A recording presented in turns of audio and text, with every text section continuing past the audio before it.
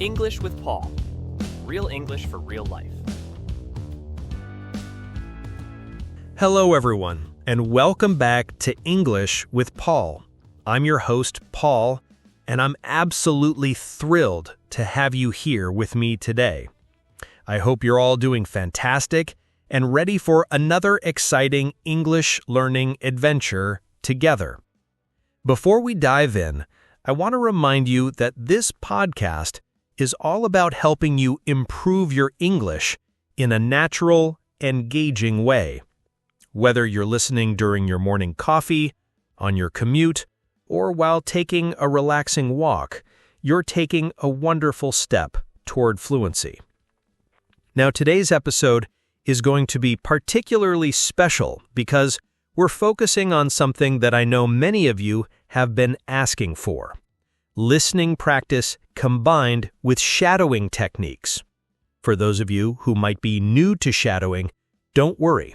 It's simply the practice of repeating what you hear immediately after hearing it, and it's one of the most effective ways to improve both your pronunciation and your listening comprehension. So here's what we're going to do today. I'm going to share 2 different monologues with you. In the first one, you'll hear someone talking about planning their weekend trip. And in the second, someone will be discussing their thoughts about a work project. These monologues are designed to sound natural and include everyday expressions that you'll definitely want to add to your vocabulary. After each monologue, we'll take a moment to analyze the audio we just heard together. Are you ready? Let's begin with our first monologue. Oh my goodness! I can't believe the weekend is finally here. I've been looking forward to this trip for weeks now. You know, sometimes life gets so hectic with work and all the daily responsibilities that you forget to take a break and just breathe. So I've decided to take a spontaneous road trip to the mountains. I know, spontaneous isn't really my thing.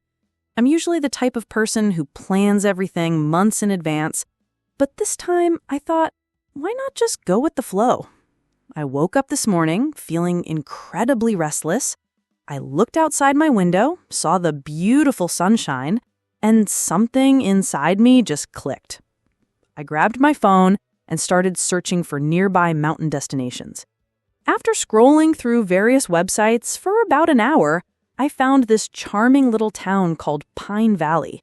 It's only about 3 hours away by car, which is perfect for a weekend getaway. The accommodation options looked quite promising. There's this cozy bed and breakfast that has amazing reviews online. The photos show a rustic wooden cabin surrounded by tall pine trees, and apparently they serve homemade breakfast with fresh ingredients from their own garden. The owner seems really friendly too. She responded to my inquiry within minutes and even gave me some recommendations for hiking trails in the area. Speaking of hiking, I'm both excited and a bit apprehensive about it. I haven't done any serious hiking in months, and I'm worried I might be out of shape. But you know what?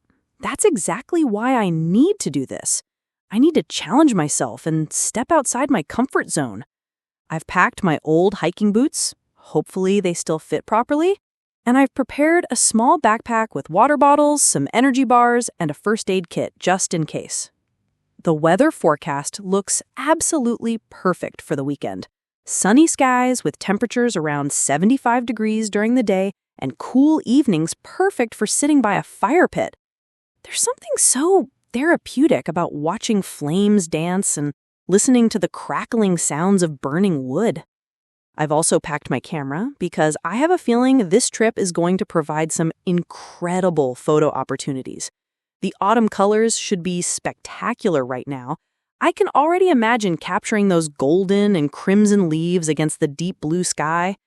Photography has become such a passion of mine lately, and I feel like I'm finally starting to understand composition and lighting better.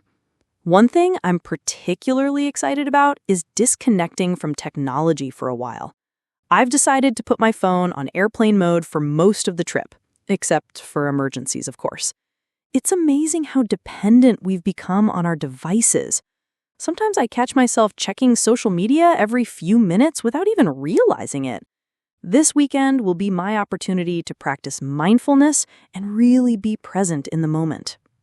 I've prepared a playlist for the drive up there, a mix of classic rock, some indie folk, and a few podcasts about nature and travel. There's something magical about road trips, isn't there? The freedom of the open road, discovering new places, meeting interesting people along the way.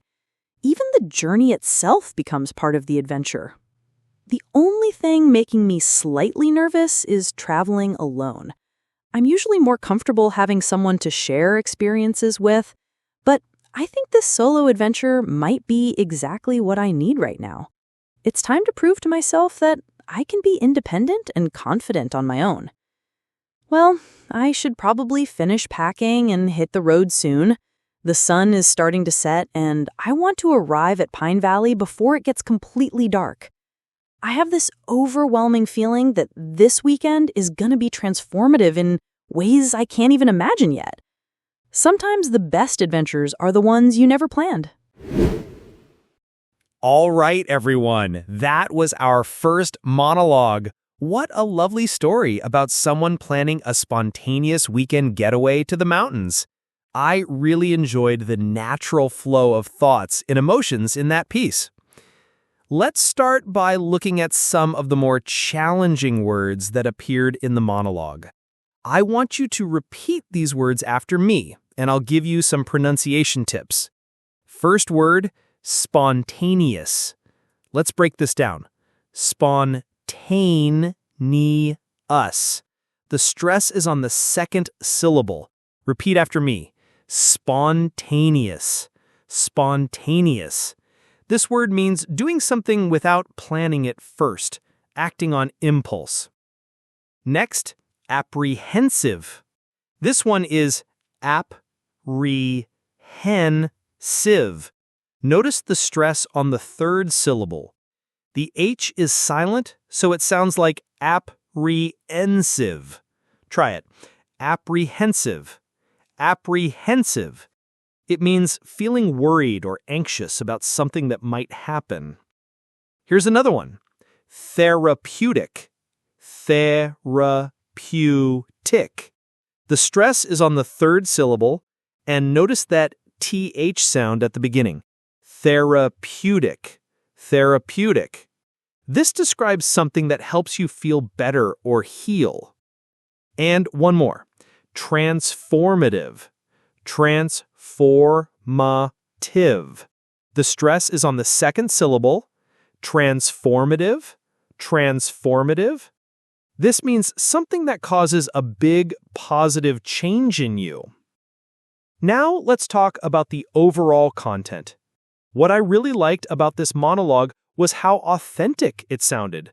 The speaker shared their internal thoughts and feelings, which is exactly how we naturally think and speak. Notice how they used phrases like, "Oh my goodness," I know, and "you know what?"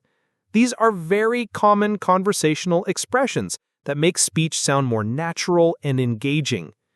The speaker also used some great transitional phrases. They said, "Speaking of hiking," to move from one topic to another smoothly. This is a fantastic way to connect your ideas when you're speaking. I also noticed some excellent descriptive language. Phrases like rustic wooden cabin, tall pine trees, and golden and crimson leaves really paint a picture in your mind. This kind of descriptive vocabulary is perfect for storytelling and making your English more vivid and interesting. The monologue also contained several useful idiomatic expressions.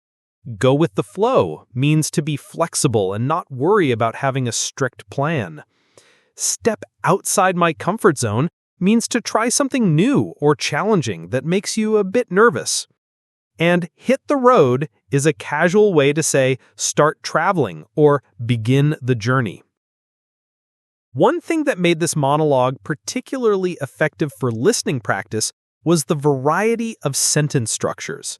We heard simple sentences, complex sentences with multiple clauses, and even some sentence fragments that people use in natural speech, like, I know. The emotional journey was also very relatable. The speaker went from feeling restless to excited, then a bit nervous, and finally optimistic about their adventure. This kind of emotional variety is common in real conversations and helps make the listening experience more engaging. Overall, this was an excellent example of natural conversational English that you might hear from a friend telling you about their weekend plans. You know, I've been thinking a lot about this new project at work, and honestly, I have mixed feelings about it. On one hand, I'm genuinely excited about the opportunity to work on something innovative and creative. On the other hand, I'm feeling a bit overwhelmed by the scope and complexity of what we're trying to achieve. Let me give you some background. Our company has been asked to develop a mobile application for a local restaurant chain. The concept is straightforward enough. Customers should be able to browse the menu, place orders, and make reservations directly through their phones. Sounds simple, right? Well, not exactly. The challenging part is that this restaurant chain has some very specific requirements that make the project quite intricate. They want the app to include a loyalty program where customers can accumulate points with every purchase.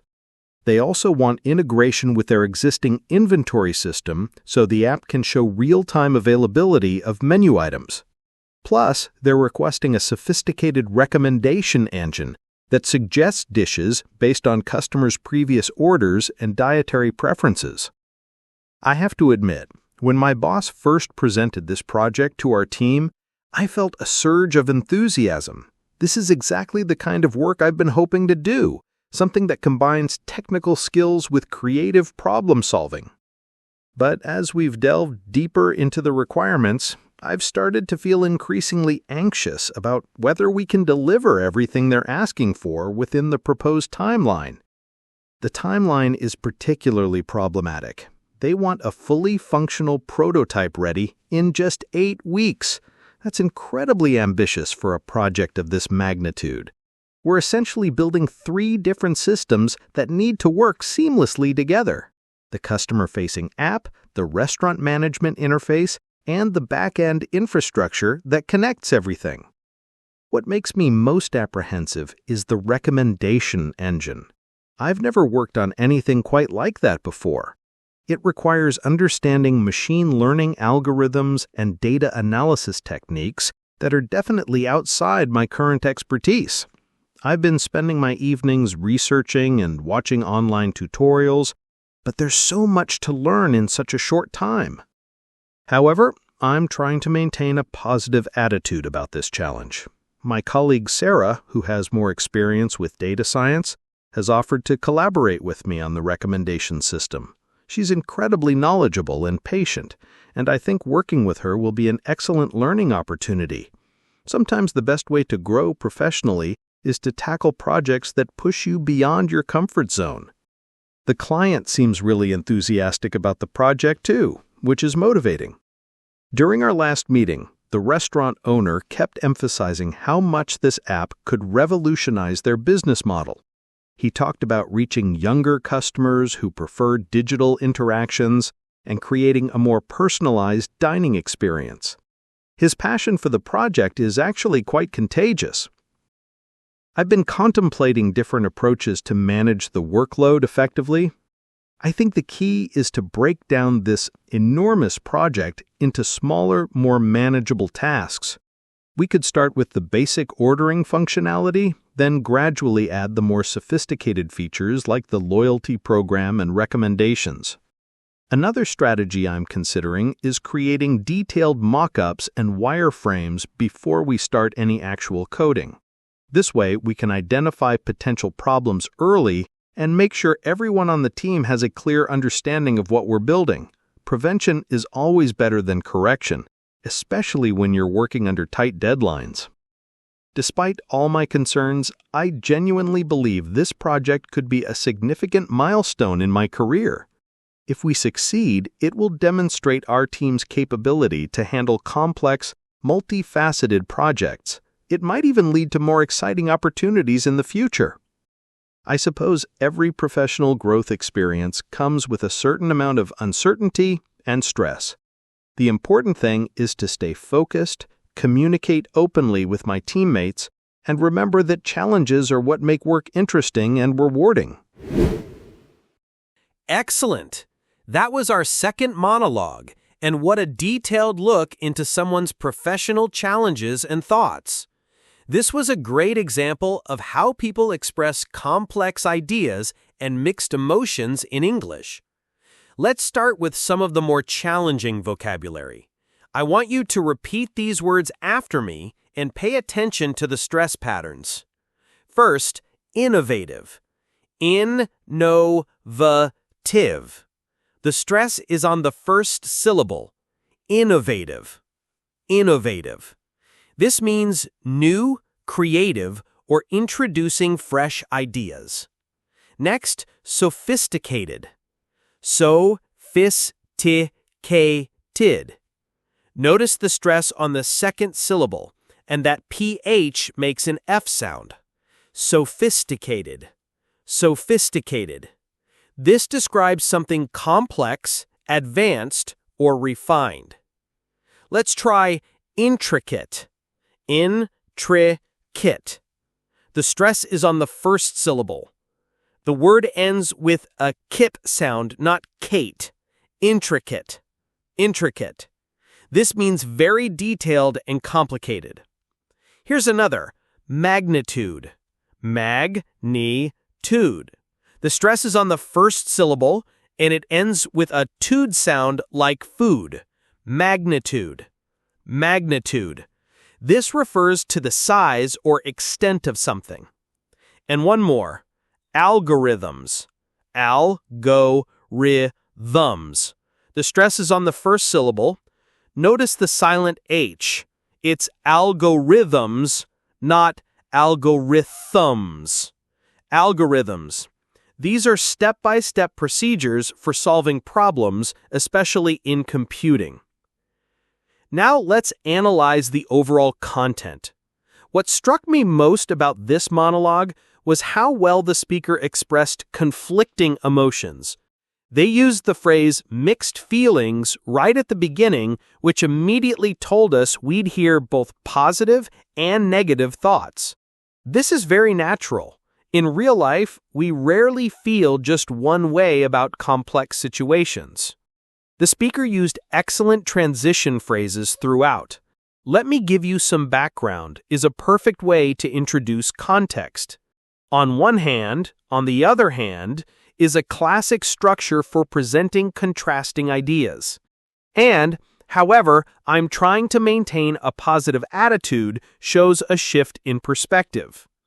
I also noticed great use of descriptive adjectives. The speaker didn't just say the project was difficult. They used words like ambitious, enormous, and multifaceted to give us a clearer picture of the challenges they're facing.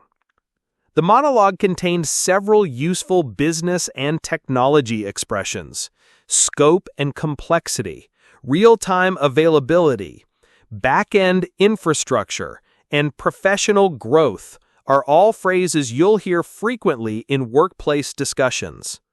What made this particularly authentic was the emotional journey.